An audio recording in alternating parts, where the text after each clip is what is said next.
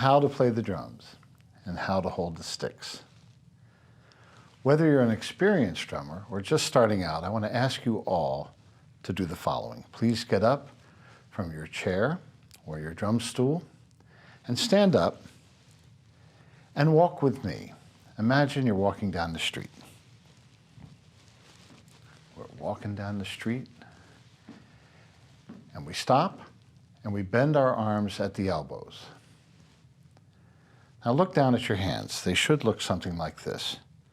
Nature has designed us with this curve, this natural curve that is somehow perfect for holding a pair of drumsticks. But wait, I've forgotten something.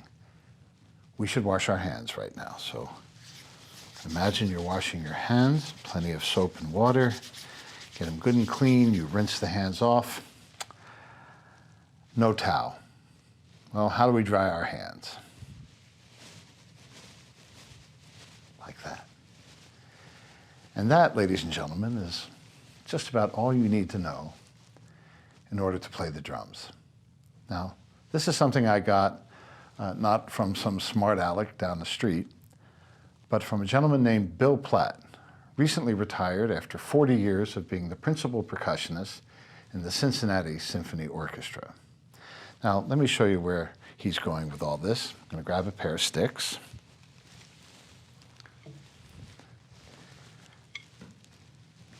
Okay.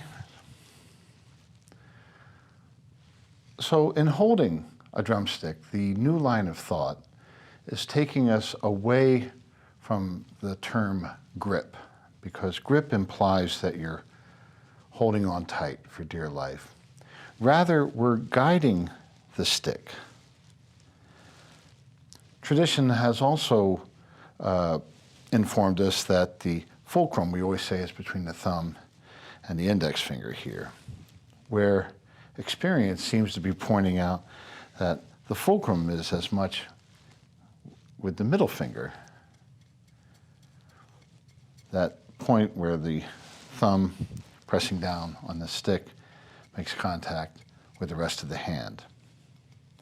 And whether you play matched grip or traditional grip, by the way, in case you're curious where the so-called traditional grip comes from, many years ago when drums were used on the field of battle or as part of the military for parades or a call to action or arms, the drum would be suspended around the drummer's neck by a shoulder strap or a piece of rope, and the drum would hang at an angle. And it just didn't work for a drummer to be playing an angled drum like this. So they came up with this technique to accommodate the angle of the drum. Now, Gene Krupa used to play match grip, Buddy Rich did, playing Sing Sing Sing or Hawaiian War Chant on the floor tom. And then, of course, Ringo and Billy Cobham and then drummers who took this ambidextrous approach to drumming. Match grip makes a lot of sense. And for power, it's terrific. Much of the jazz drumming vocabulary has been developed with the traditional grip. It's the grip I first learned and the grip I'm still most comfortable with in playing. But whatever grip you play, there's not that big of a difference in terms of how we approach the instrument. I would caution you, if you're playing matched, you want to try to keep your arms down by your side. And that's where I was going with the whole walking down the street thing. We don't want to play like this, all right? Right angles in general are not a good thing with drumming. The stick is a continuation of the arm, and we allow the weight of the stick to help guide it towards its destination, which is the drum head or the cymbal. Gravity is a nice part of this, and we play relaxed. Now, I'm going to show you how tightly I hold the stick, and I'm going to get the assistance of some tough guy over here. Let's see if he can pull this stick out of my hand.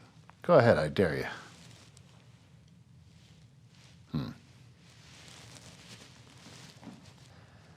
Well, that wasn't too difficult, was it? I hold the stick in a very relaxed manner. The wood is free to vibrate. This does a couple of things. I get a better sound out of the instrument, whether it's a cymbal or a drum, and I minimize the risk of causing harm to myself. If I'm holding the stick tight and I hit a drum hard, then the shock will not dissipate in the wood of the stick, but it will instead travel up my arm, and before I know it, I'm going to have some serious problems with my elbows.